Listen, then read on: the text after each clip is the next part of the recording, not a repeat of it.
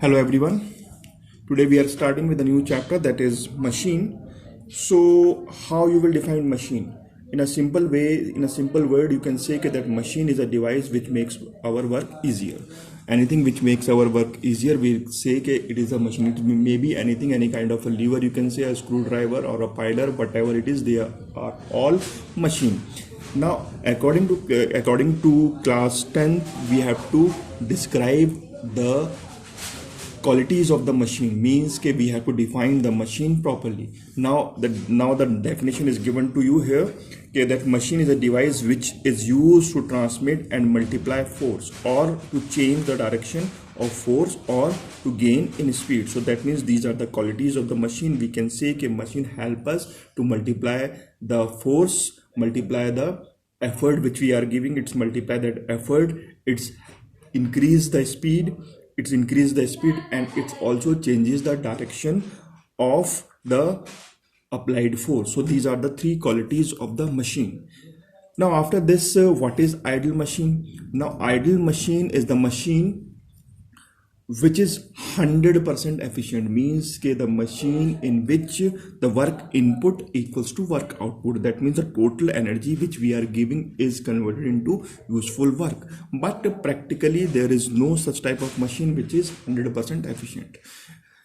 Okay, practically it's not possible that machine should be 100% efficient, because little part of the energy is wasted in overcoming the resistive forces offered by the various movable part of the machine. So we cannot say that any machine which is 100% efficient, or we can say there is no idle machine in this world.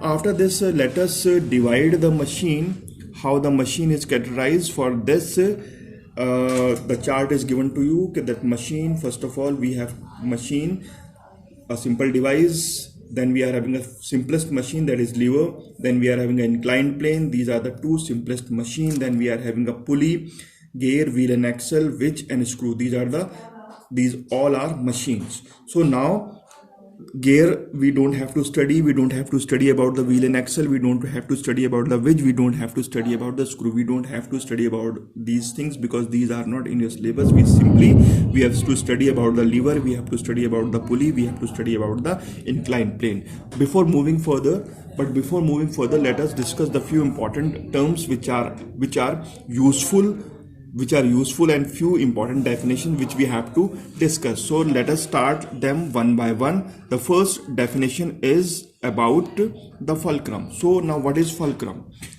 Fulcrum is the point about which the load and effort rotate. So that means the fulcrum is the point about which the load and effort rotate. Now the question arises, what is load and what is effort? So again we are having a definition for load and effort. So load is the amount of work carried by the machine, means whatever the weight which the machine has to carry is called the load. Now what is effort? Effort is the weight given to the machine to carry the load. So this is the definition of load and effort. After this, we are having the mechanical advantage of the machine. Now what is mechanical advantage of the machine? So mechanical advantage of the machine is simply load upon effort. It is a ratio between load and effort. We can find out the ratio between load and effort, and we get the mechanical advantage of that machine. Now this is the simplest ratio, so it do not have any unit. It does not have any unit. It is the simplest ratio. Now after this, we are having the next definition about the velocity ratio. This VR means the velocity ratio. Velocity ratio means velocity of effort upon velocity of load. So by finding the velocity of effort, by finding the velocity of load, we can find out the velocity ratio. We know that velocity equals to distance upon time. And velocity of load means distance moved by the load upon distance upon time. So time get cancelled, we simply get dE upon dl. dE upon dl means distance moved by the load upon distance moved by the effort upon distance moved by the load. So we can find out, by finding the ratio of these two things, we can find out the velocity ratio. Again, this is the simplest ratio, so it does not have any unit. After this, we are having the next definition about the efficiency of the machine. This symbol denotes the efficiency of the machine. So efficiency of the machine means work output upon work input. So that means we have to find the work output, we have to find the work input. Work output means load into dl means distance moved by the load, because work means force into displacement. Work is force into displacement. So force into displacement means force is what? Force is the load, and distance is what? Distance moved by the load. Similarly, work input means effort into d means this is the force and this is the distance moved by the effort. So by finding these ratio, we can find out the efficiency of the machine. Now L upon E means MA. L upon E stand for mechanical advantage. L upon E stand for mechanical advantage. We can write this in this way also. That means we can bring it in the denominator side. So because if we turn this, so again it's become the same expression. So dE upon dl means velocity ratio. So efficiency equals to ma upon vr. So that means if we know the mechanical advantage, if we know the velocity ratio, we can find the efficiency of the machine. How efficient is the machine? After this, this is also the relation between mechanical advantage and velocity ratio. If in the exam it comes give the relation between the mechanical advantage and velocity ratio, so we can give this relation. If you ask you what is the relation between efficiency MA and VR, so you can give this relation in that case. Now after this, let us start with the first type of simple machine. The first type of simple machine is the lever. So lever is divided into three categories: the first class lever, second class lever, and third class lever.